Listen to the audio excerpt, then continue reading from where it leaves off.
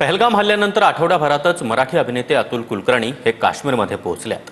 हल्ल्यामुळे देशातील पर्यटन व्यवसायाला सुद्धा मोठा फटका बसला। या हल्ल्यामुळे लोक आपली सहल सोडून पुन्हा आपापल्या घरी परतू लागलेत। अशातच चला काश्मीरला, आपल्याला आतंकवादाला हरवायचंय असा निर्धार करत अतुल कुलकर्णी काश्मीरमध्ये दाखल झाले।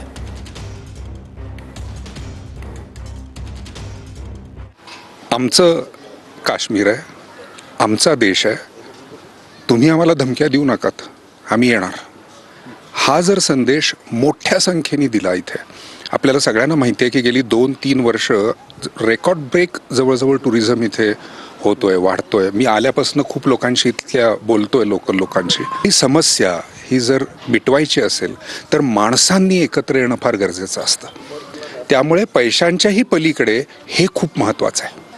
प्लीज कशावरही तुम्ही विश्वास ठेवू नका। जे काही सांगितलं स्वतः या आणि पहा।